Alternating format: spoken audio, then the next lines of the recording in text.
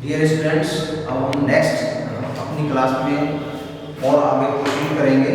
जब अभी हम डिस्कस कर रहे थे पार्ट 3 के राइटिंग पोर्शन, तो राइटिंग पोर्शन में मैंने बहुत ही अच्छा आर्टिकल आपको बताया, the importance of good behaviour and Curtis behaviour in life. उसके बाद ग्रामर आता है हमारा, जो इसका मिनी पार्ट है ग्रामर।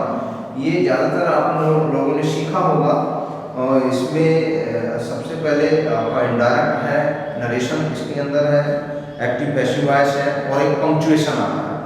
और उसके बाद में डी यानी कि 4 भाग में डिवाइड है ये क्वेश्चन डी, और डी पार्ट में आता है हमारा ट्रांसलेशन हिंदी टू इंग्लिश। तो सबसे पहले एक इसमें दिया हुआ है, इनडायरेक्ट दिया है, जो नरेशन है वो है, is this the way to the new parliament building. ये हमारी इनडायरेक्ट है, और इसमें ये रिपोर्टेड स्पीच है जो इन्वर्टेड कॉमास के अंदर लिखी होती है। और एक होता है रिपोर्टिंग पार्ट, जिसे हम रिपोर्टिंग वर्ब भी कहते हैं, वो इन्वर्टेड कॉमास के बाहर होता है। तो इसमें ऑलरेडी दिया हुआ है, अ मोटरिस्ट आस्क्ड द पुलिसमैन, तो sometimes it's reported speech started in the beginning of the sentence and the reporting part comes after it. So but we have to indirect it, जब हम have to change it into indirect, तो आपको reporting part पहले ही लिखना होगा। अर्थात इसमें इस तरह से लिखेंगे, a motorist asked the policeman if, और जो रिपोर्टेड स्पीच है वो हमारी इंटेरोगेटिव सेंटेंस में है, तो इसमें कंजंक्शन हमारा इफ आएगा, if that was the way to the new parliament building. बहुत इजी है, इसमें सिर्फ कंजंक्शन जोड़ना है, और इंटेरोगेटिव पार्ट को हमें असर्टिव में चेंज कर देना, उसको अफर्मेटिव बना देना, असर्टिव बना देना। तो दिस का दैट हो जाएगा, that was the way to the new parliament building. Next है इसमें पैसिव वॉइस है, बहुत इजी है passive voice. Change the following sentence into passive. I know him well, I know him well clear है, I subject है, know verb है, him object है, और वेल एडजेक्टिव है जो दिया हुआ है। ये कंप्लीट सेंटेंस है, आराम से बन सकती है इसकी passive voice. Easily we can change it into passive voice because it has the verb of this sentence is in transitive verb, तो transitive verb it has the object, तो him को जब इधर लाएंगे तो हो जाएगा he, तो इस तरह से चेंज हो जाएगा, he is known। अब क्योंकि प्रेजेंट इंडेफिनिट टेंस से रिलेटेड है सेंटेंस, तो उसकी हेल्पिंग वर्ब is आएगी, जो हम पहले भी डिस्कस कर चुके हैं प्रीवियस क्लास में। तो he is known well by me, he is known well by me। उसके बाद सी पार्ट आता है हमारा, punctuation of the following capital letters also wherever necessary. Mostly इस सेंटेंसेस में जो एक सेंटेंस दिया होता है, इसमें अधिकांशतः आपको डायरेक्ट स्पीच दी हुई होती है। उस डायरेक्ट स्पीच के अनुसार आप समझ जाएंगे कि सेड आया है तो उसके बाद कॉमा इन्वर्टेड कॉमा से शुरू होना है, और सेंटेंस की जो बिगिनिंग है वो कैपिटल लेटर से शुरू होगी। तो ही सेड, जैसे ही हम पढ़ेंगे इसको ही सेड, तो एच कैपिटल बनाएंगे, ही सेड लिख देंगे, उसके बाद कॉमा और इन्वर्टेड कॉमा आ जाएगा। फिर हमारा जो रिपोर्टेड स्पीच है वो भी कैपिटल लेटर से ही शुरू होगी। विल यू हेल्प मी, और shall I single I always written in capital, single I हमेशा कैपिटल में लिखा जाता है, इसको कैपिटल कर देंगे। आई आस्क समवन एल्स, और लास्ट में क्वेश्चन मार्क आ जाएगा, और फिर इन्वर्टेड कॉमा क्लोज हो जाएगा। तो इस तरह से आप पंक्चुएशन वाले क्वेश्चंस को इजीली कर सकते हैं, 2 नंबर आप इजीली गेन कर सकते हैं। और नेक्स्ट पार्ट आता है हमारा डी, जो 4 नंबर का है, वो है ट्रांसलेशन। ये सब सीखा हुआ है, सिंपल सेंटेंस होते हैं इसमें। एक आध सेंटेंस टफ आ जाए तो उसको भी इजीली आप कर सकते हैं। मुझे मेरा गांव बहुत पसंद है, अर्थात I love my village very much, I like my village very much, इस तरह से बन जाएगा। यहाँ के लोगों में बड़ा अपनापन है। The people here, the people love each other, the people have a coherence to each other, they respect to each other। तो इस तरह से आप ये, मेरे गांव में कारखाने नहीं है, there is no factory, there is no mill in my village, इसलिए यहाँ प्रदूषण भी नहीं है। So there is no pollution here. मुझे अपने गांव का मंदिर, फलों के बगीचे, हरे भरे खेत बहुत याद आते हैं। I remember I remind the temple gardens, fruit gardens and green fields very much. या I missed भी लिख सकते हैं, बहुत याद आते हैं। I miss the temples, fruit gardens and green fields of my village। तो इस तरह से आपका ट्रांसलेशन भी कंप्लीट हो जाता है। अब जो सबसे इम्पोर्टेंट पार्ट है हमारा, most important part of the paper, question paper is literature, जिसको हम मोस्टली पढ़ते हैं और मैक्सिमम मार्क्स का है। और इसकी स्टार्टिंग होती है क्वेश्चन नंबर 25 से। Answer the following question in about 30 and 40 word. जो हमारी प्रेस्क्राइब्ड बुक है, उसके जो प्रूफ बुक है हमारी प्रेस्क्राइब्ड, उसी से इसमें शुरुआत में दो शॉर्ट क्वेश्चंस आते हैं, फिर एक लॉन्ग क्वेश्चन आता है। तो इसमें अगर शॉर्ट क्वेश्चन की बात करें तो पहला क्वेश्चन है, what quality of Lencho impress the post master, how did he decide to help him. ये क्वेश्चन देखिए, शॉर्ट क्वेश्चन है, दो पार्ट में डिवाइड है। पहला पार्ट है what quality of Lencho impress the post master. इस पार्ट पे अलग मार्क्स मिलेंगे आपको। और how did he decide to help him, और उसने उसकी मदद कैसे की, यानी कि पोस्ट मास्टर ने लेंचो की मदद किस प्रकार की। ये दो क्वेश्चन मिलाकर के एक क्वेश्चन बनाया गया है। तो अगर आप एक पार्ट का आंसर सही लिख देते तो उसके पूरे आपको 1.5 मार्क्स मिल जाएंगे। और बाद वाला पार्ट अगर नहीं आता है तो कोई प्रॉब्लम नहीं है, दोनों पार्ट आते हैं तो कंप्लीटली 3 मार्क्स आपको मिलेंगे। अगर हम इसके आंसर की बात करें तो Lencho's firm faith in God impress the post master.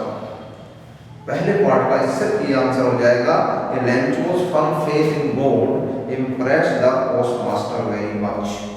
और नेक्स्ट पार्ट में थोड़ा लिखना होगा how did he decide to help, किस प्रकार उसने मदद की, किस तरह की थी। उसने रेज किया था, फंड रेज किया था अपने कोलीग से, अपने फ्रेंड से, और बहुत बड़ा पार्ट अपनी सैलरी का भी उसने कुछ दिया था, ज़्यादा हिस्सा खुद उसने इंक्लूड किया और तब जाकर के उसकी हेल्प की। तो किस तरह से इसको कर सकते, he decided to help him by sending money, पैसा भेजा उसने, which raised from his friends and colleagues and himself also। उसने स्वयं का भी अंशदान उसमें दिया, अपने दोस्तों से, अपने साथियों से पैसा लिया और भेजा उसके पास पैसा। तो this is the way to help the Lencho, to help the farmer Lencho. Next इसमें और करके जो क्वेश्चन दिया है, what did Rajvir see during the car journey to देखाई वैली। ये हमारा एक लेसन है, ग्लिम्पसेस ऑफ इंडिया, भारत की झलक। उसमें आता है हमारा जर्नी टू टी गार्डन की बात होती है, आसाम वाली बात है। तो आसाम में टी गार्डन में राजवीर जाते हैं घूमने के लिए। तो इसका आंसर हमें देना है किस तरह से उसने जो जर्नी की है देखाई वैली तक की, तो उसमें क्या देखा। तो ड्यूरिंग हिज कार जर्नी, और वो भी जर्नी किससे की थी, कार से। तो during his car journey he saw vast bushes, green tea gardens, vast tea gardens, tea bushes, tea pluckers carrying wooden baskets, bamboo baskets।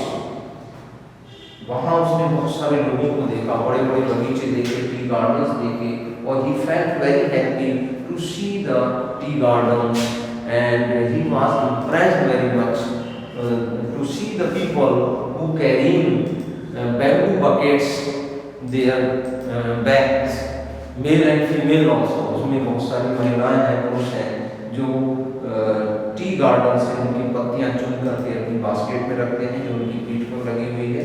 तो ये सारा कुछ उसने देखा और इन सबको देख करके ही फेल्ट वेरी हैप्पी। तो this is the way, this is the journeys, these things he saw in the journey during his journey from car to देखाई वैली। उसके बाद नेक्स्ट क्वेश्चन आता है आपका, वो भी आपका शॉर्ट क्वेश्चन है। इसमें आपके पास चॉइस थी कि आपको इन दोनों में से कोई एक करना था, ऐसी फिर चॉइस दी है। ये भी आपके क्रॉस सेक्शन से ही है। What is a seagull, lesson का नाम ही है द फर्स्ट फ्लाइट, पहला। ये बहुत इंपॉर्टेंट क्वेश्चन है, इससे हमें सीख और भी मिलती है। क्या है कि व्हाट इज और सीगल, सीगल क्या है? सीगल एक पक्षी है। Seagull is a beautiful coastal bird, white feathers. Seagull is a beautiful coastal white feather bird, सफेद पंख वाला, जो समुद्र के किनारों पर पाया जाता है। वो अभी ही इज अ बेबी सीगल, वो एक बच्चा है और उड़ना नहीं जानता। He has feathers, but he has no courage how to fly in the sky. कैसे उड़ना, वो साहस नहीं कर पा रहा है। लेकिन his mother compels him to fly in the sky lonely. अकेले उसको उड़ने के लिए बाध्य करती है, मजबूर करती है उसकी माँ, ताकि he wanted to make it independent. वो उसको इंडिपेंडेंट बनाना चाहती है, रिलायंट बनाना चाहती है। तो इसे अगर हम चाहें तो अपने जीवन से भी जोड़ सकते हैं। तो उसके फर्स्ट सीख उसको दी जाती है कि नहीं, उड़ना है, आपको खुद उड़ना है। तो अ सीगल इज, इसका आंसर इस तरह से लिख सकते हैं, a seagull is a coastal white feather bird और his first flight teaches about overcoming fear, कि किस तरह से भय पर कैसे आप जो है कंट्रोल कर सकते हैं, उस पर विजय कैसे पा सकते हैं। And taking risk for personal growth, अगर हमें कुछ पाना है तो we have to take risk, हमें जीवन में रिस्क उठाना ही पड़ेगा। फर्स्ट फ्लाइट, पहली उड़ान उसके लिए कहा गया है। अगर हम इसे डिस्कस करें तो हम आपसे जोड़ सकते हैं, because 10th class students first time facing the board examination, there is a fear in the heart of the students, how type of board examination, क्या होता है बोर्ड एग्जामिनेशन। इसी कारण से आपको प्री बोर्ड के रूप में प्रैक्टिस दी जाती है, मॉक टेस्ट दिया जाता है। इसी pre board is the practice of the board examination. तो इसको भय को दूर करने के लिए, इसके बाद भी आपके मन में भय रहता है तो उसको दूर करना, इसी लेसन को आप जोड़ सकते हैं कि जैसे लिटिल सीगल फर्स्ट फ्लाइट करता है, उड़ता है साहस के साथ, वैसे ही boldly you have to face your board examination boldly and get success, brilliant success in your coming examination which was conducted in February 2025. तो इसमें आपको मेहनत और लगन के साथ और ताकत और साहस के साथ जो सीगल ने दिखाया था वही आपको भी दिखाना है और अपनी बोर्ड एग्जाम की तैयारी अच्छे से करनी है। जितनी अच्छे से तैयारी आप स्टडी करोगे उतना ही बोल्डली आप उसको फेस कर पाओगे और ओवरकम कर पाओगे। ओवरकम ऑफ फियर, आप अपने जीवन में विजय प्राप्त करेंगे। बहुत सारी स्टेप्स आएंगे, a lot of difficulties come in your life. This is the first difficulty, this is the first hurdle, you have to overcome it with boldness, with courage and taking risk. कोई बात नहीं, risk लीजिए, आप बढ़िए आगे, निश्चित रूप से कोई बात नहीं, विजय आपको मिलेगी। Definitely you have to collect your courage, or this courage will come with hard labor, with hard working of study, hard working about study. You have to practice again and again, to write the questions again and again in your own words also. Then अब हम question पे आते हैं 26th question, जो हमारा बहुत ही important question है। Answer any one of the following question in 61. This is the long question कहलाता है, that is called the long question। और उसमें फर्स्ट क्वेश्चन है describe नेल्सन मंडेला, अर्थात नेल्सन मंडेला। लेसन है हमारा a long walk to freedom। Second lesson of the English reader का second lesson है a long walk to freedom, जिसमें Nelson Mandela, it is a biography, just like a biography to Nelson Mandela. Nelson Mandela, it's a big name, world famous person. Nelson Mandela was a great personality. We can connect it with Mahatma Gandhi, such as the importance of Mahatma Gandhi in our country. He was the father of nation.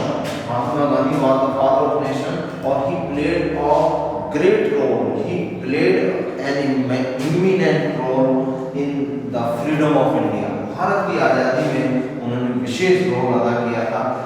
Just like that, Nelson Mandela plays an important role in the freedom of black peoples, for the freedom of black peoples. Apartheid, यानी कि रंग भेद की नीति, the policy of apartheid. He fought against the policy of apartheid. There are different type of rules for blacks and white color peoples in South Africa. South Africa में Nelson Mandela से पहले, उनके संघर्ष से पहले दो नीतियां थी. गोरों के साथ अलग व्यवहार होता था, व्हाइट कलर के लोगों के लिए फैसिलिटीज अलग थी, ब्लैक कलर के लोगों के लिए अलग फैसिलिटीज थी.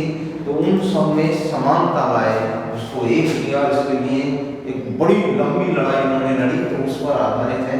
ये सारी बातें आप देख सकते हैं कि Nelson Mandela was born on July 18, 1918 in the village of Maweso, South Africa. South Africa की मवेसो विलेज में इनका जन्म हुआ था 1918 में. और he was a great leader of Africa.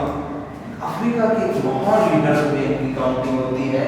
who fought against apartheid. इसमें वर्ड आया apartheid, it means रंग भेद, यानी कि दो तरह के लोग थे वहाँ, ब्लैक और वाइट. आप जानते भी हैं, वहाँ के लोगों को देखते हैं, इंडियन क्रिकेट टीम को देखते हैं, उसमें काले और एकदम गोरे खिलाड़ी खेलते हुए दिखाई देते हैं. तो these two types of the peoples are found there. तो उनके बीच में अलग अलग रूलिंग थी. काले लोगों को वो फैसिलिटीज नहीं थी जो गोरे लोगों को प्राप्त थी. तो उसके लिए लड़ाई लड़ी. और he was a great leader of Africa who fought against apartheid. उस रंगभेद की नीति को समाप्त किया. और he was a great politician who served as president of South Africa from 1994 to 1999. और इस लंबी लड़ाई में जब इनकी विजय हुई तो ये ब्लैक काले लोगों में से पहले राष्ट्रपति थे अफ्रीका के, जो 1994 से लेकर 1999 तक 5 वर्ष तक राष्ट्रपति रहे.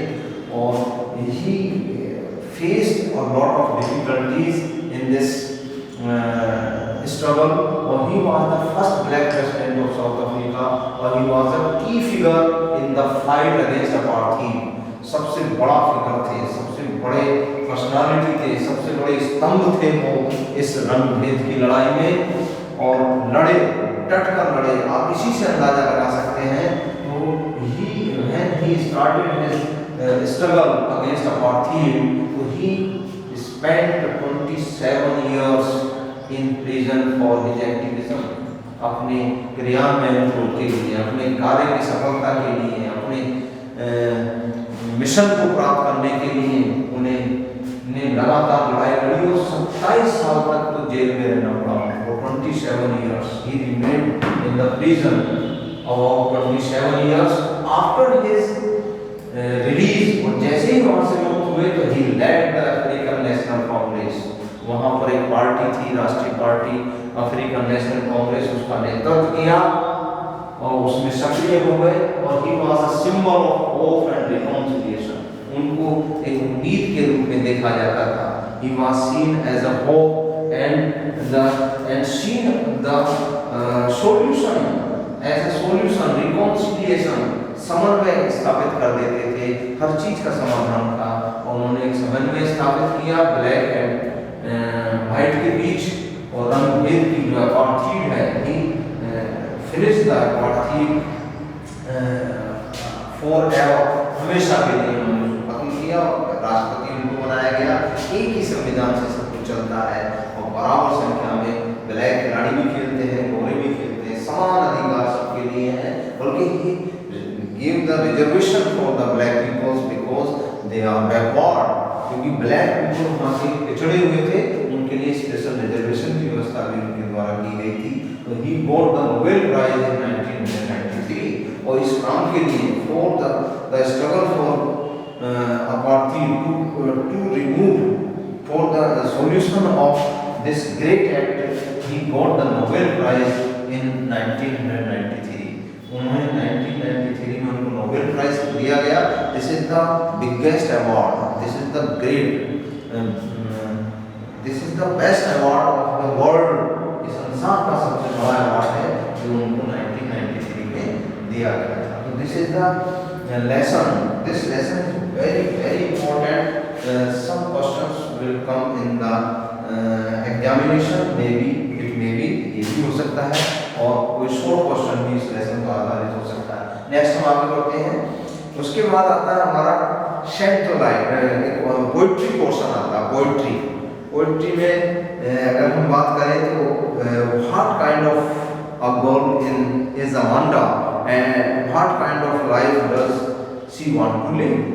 तो एक क्वेश्चन होता है, इसी में ऑप्शन है कि right 4 lines of any poem prescribed in your syllabus, don't copy the line given in the question paper. हालांकि इसमें लाइन दी नहीं है, लेकिन आपको ध्यान रखना है, मैंने पहले भी last lecture also tells you that you have to write only 4 lines of a poem. आपको एक पोएम की लाइनें रख लेनी है, 4 लाइनें या 8 लाइनें रख लीजिए, वो ही आपको करना है. इसमें क्वेश्चन पर ज़्यादा फोकस ना करें, लाइनें रख लें, आप क्वेश्चन दूसरी चीज़ों में फोकस करें और वहीं से आपको निश्चित रूप से ये लाइनें, it's a declared question, out question, ये तो आता ही है, इसलिए आपको ये 3 नंबर के पहले से ही करने हैं. और फिर 28 नंबर पर जो क्वेश्चन आता है वो आता है right the central idea of any one of the following poems in about 40 words. तो जो आपके सिलेबस में पोएम दी गई हैं उनमें से 3 टॉपिक दिए होते हैं, 3 पोएम्स के नाम दिए हुए, उनमें से किसी एक का सेंट्रल आइडिया लिखना था. In my previous lecture I told you that the first 3 poems of the prescribed book you have to learn 3 central ideas. First 3 poems central idea, पहली 3 पोएम के सेंट्रल आइडियाज अगर आप याद कर लेते हैं तो निश्चित रूप से उनमें से भी एक नाम जरूर होता है, बाकी अदर्स नेम भी होते हैं. तो जहाँ तक लास्ट में हमने जो डिस्कस किया था मॉडल पेपर, उसमें भी फर्स्ट 3 में से एक नाम था, और 2024 का जिस पर हम आज डिस्कस कर रहे हैं उसमें भी नाम दिया हुआ है fire and ice, the wall poem, the tale of custard the dragon. तो फायर एंड आइस, इसका सेंट्रल आइडिया मैं आपको दिखाऊंगा अभी, तो इसको हम डिस्कस करते हैं. एक सेंट्रल आइडिया आपको दिखाता हूँ. तो नेक्स्ट हम बढ़ते हैं आगे. सेंट्रल आइडिया है द बॉल पोएम. पिछली बार मैंने fire and ice, okay, the ball poem, the ball poem, central idea.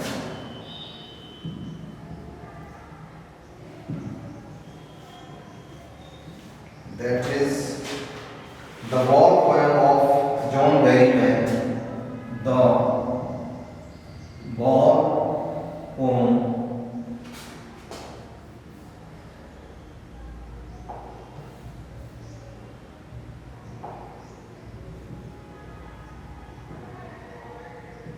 of John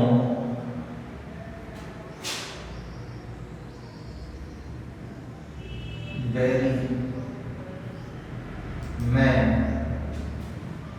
John Berryman describes describes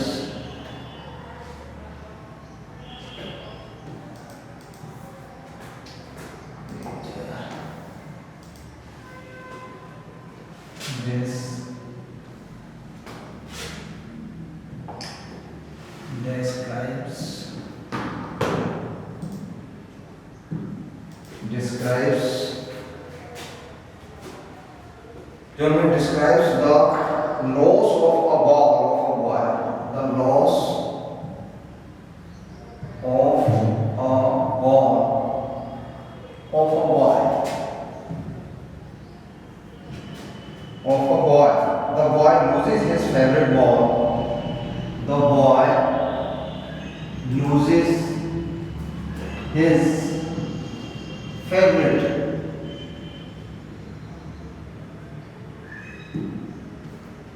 ball, loses his favorite ball and is very upset. And is very upset. He can easily buy another ball. He can easily buy another ball.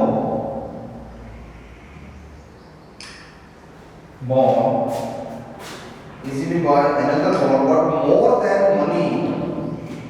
But more than money. More than money. But more than money or the new ball. Or the new ball. Or the new ball. It is the pain.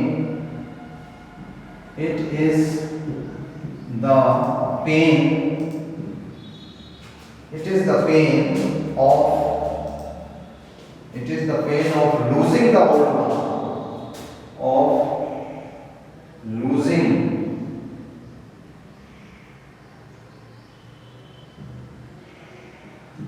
Losing the old one. Old one that matters. That matters the most. The most. He loves that ball very much. He loves that ball very much. Very much. That ball very much. So this is the central idea of the poem, the ball poem. So the ball poem of John Berryman. John Berryman is the poet of this poem. Describes the loss of a ball of a boy. एक बच्चा है जिसकी ball खो जाती है, उसकी कितनी क्षति उसे पहुंचती है खोने की, वो इसमें एक्सप्रेस करने का की कोशिश की है, बताने का प्रयास किया है जॉन बेरीमैन ने. The boy loses his favourite ball. वो अपनी प्रिय बॉल को खो देता है. Is very upset. उसे खोने के बाद बहुत ही अपसेट है, परेशान है. क्यों? He can easily boy another ball. शब्दों को देखिए. He can easily boy another ball but more than money. यहाँ पैसे की बात नहीं है, वो बड़े आराम से दूसरी बॉल खरीद सकता था. But he is fed up for the his ball और the new ball. It is the pain of losing the old one. लेकिन उसे दर्द ज्यादा है अपनी पुरानी बॉल के खोने का. That matters the most.